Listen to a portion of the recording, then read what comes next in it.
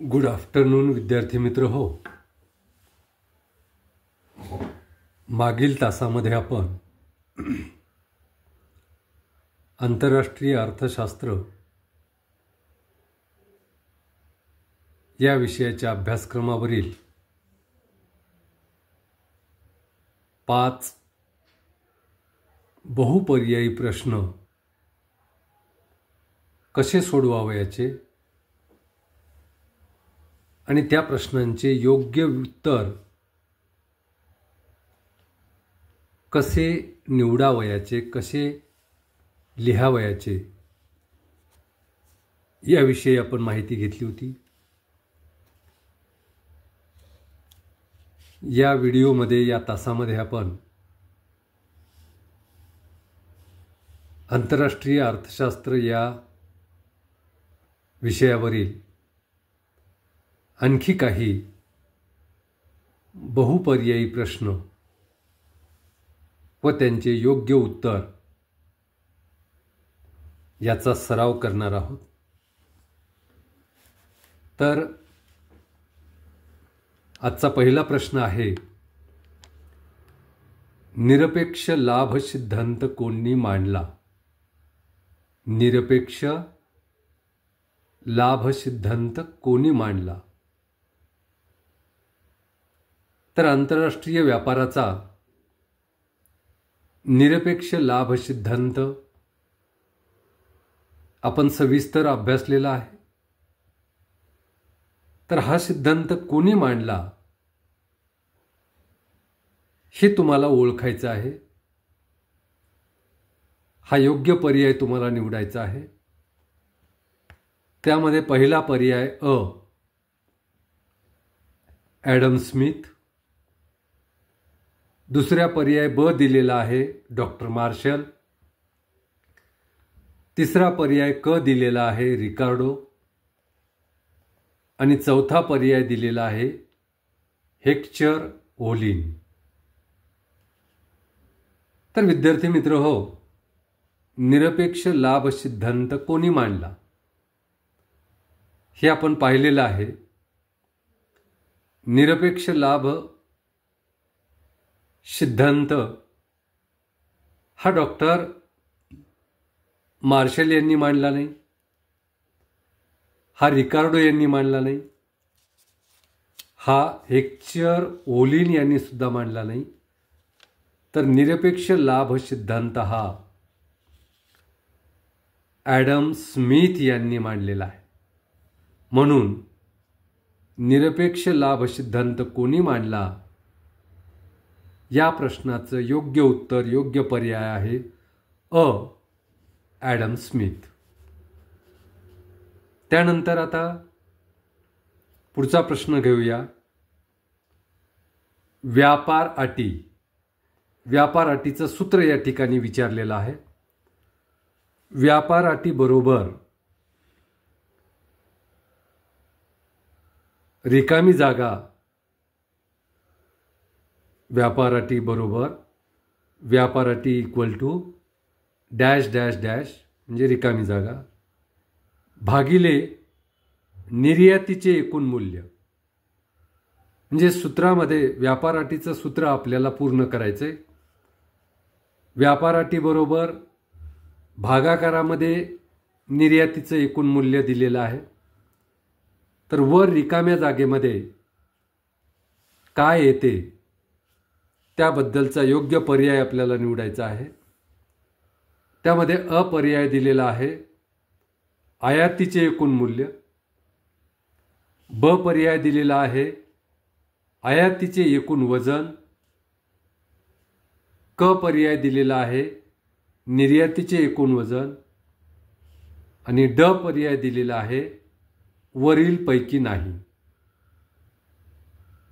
मग या 4 पर्यायापैकी सूत्र, व्यापार अटीचं सूत्र पूर्ण करण्यासाठी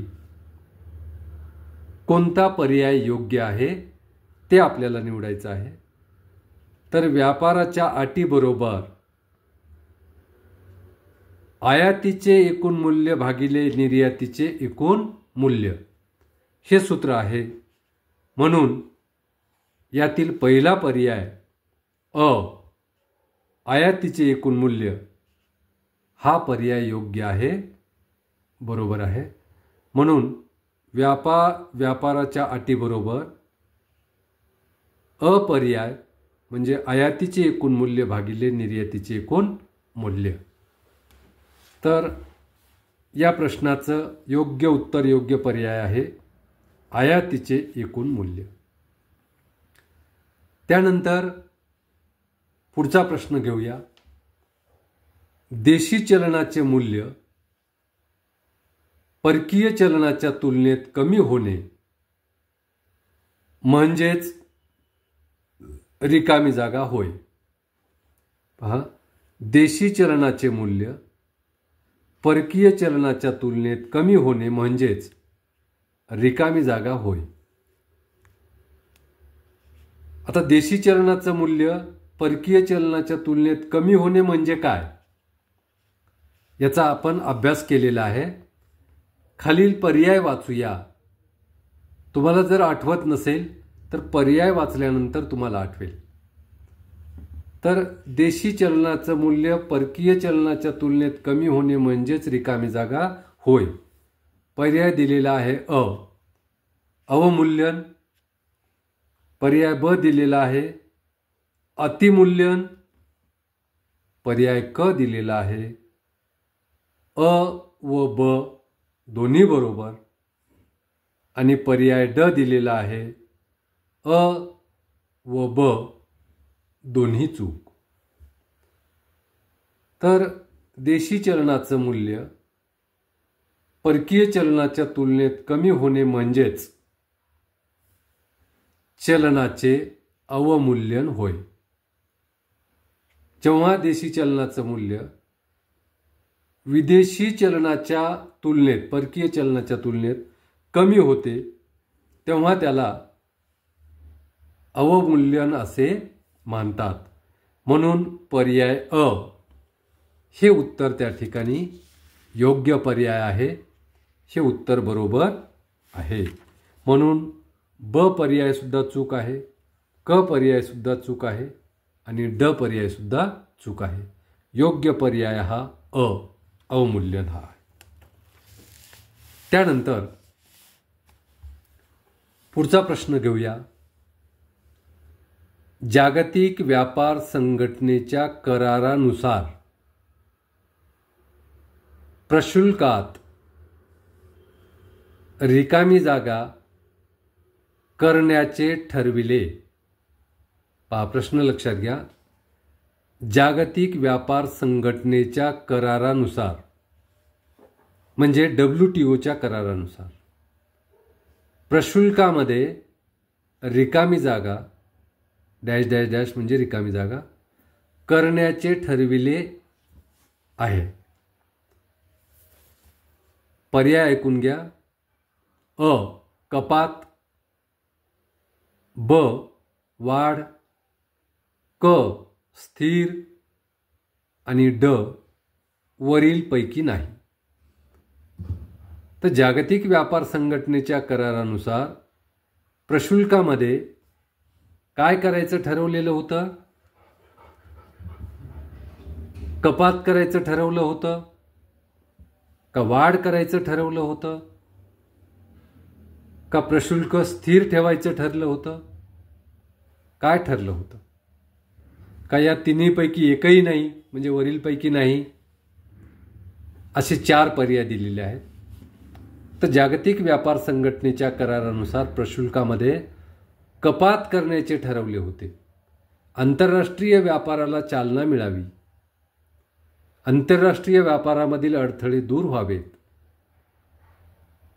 त्यामुळे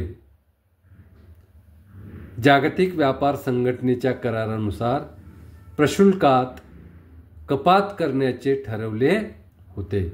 म्हणून अपर्याय बरोबर आहे कपात.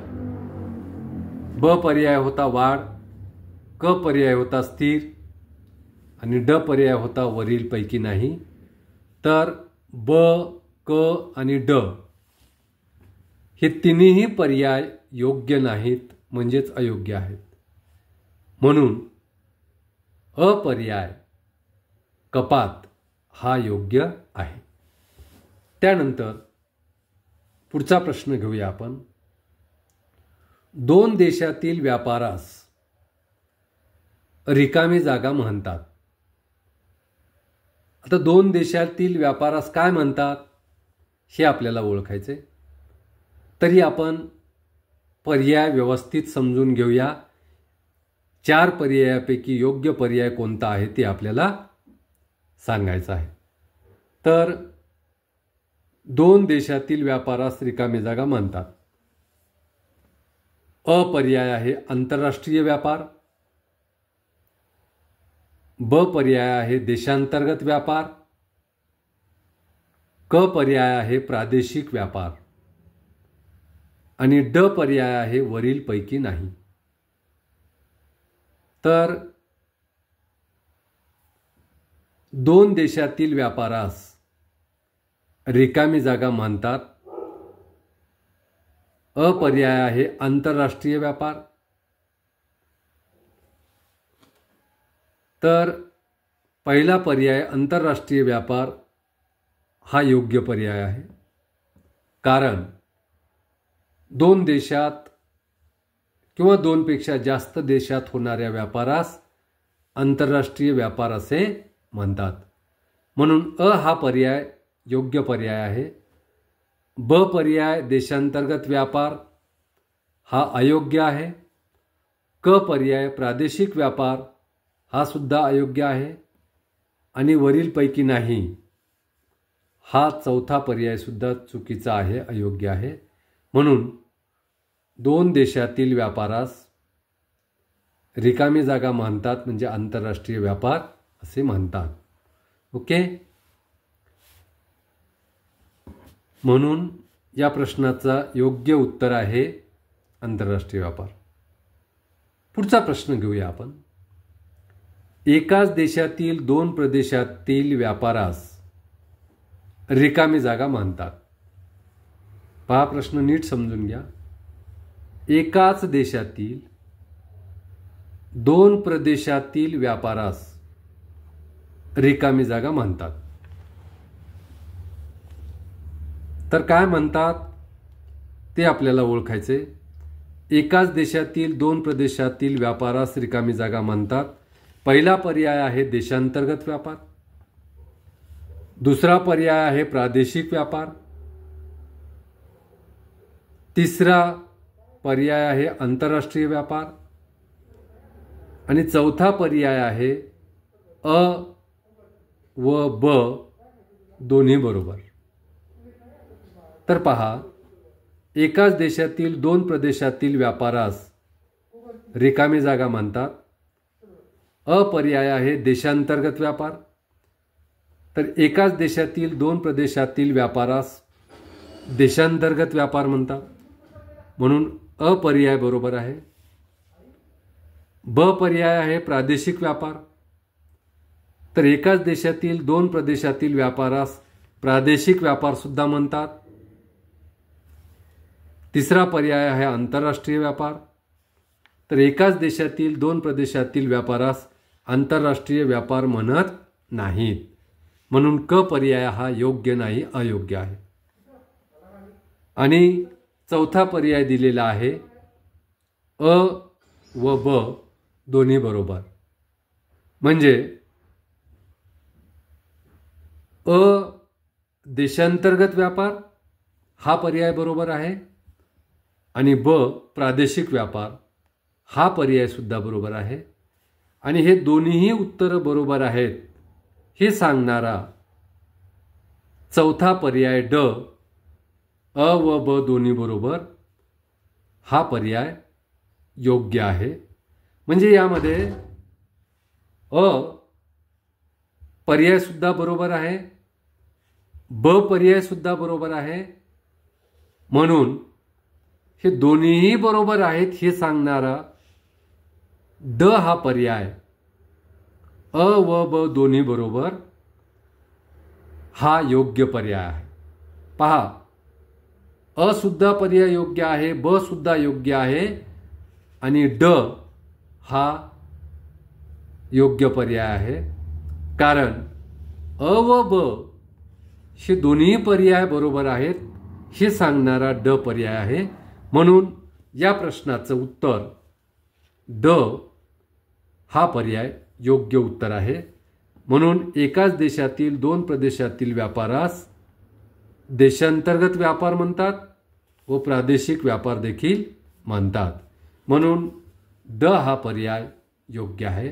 तर विद्यार्थी मित्र हो, या ठिकाणी आपण थांबूया आणि बाकी आंतरराष्ट्रीय व्यापार या पेपरवरील अभ्यासक्रमावर आधारित उर्वरित बहुपर्यायी प्रश्न किंवा योग्य पर्याय निवडा प्रश्न पुढच्या तासामध्ये पुढच्या व्हिडिओमध्ये आपण पाहूया.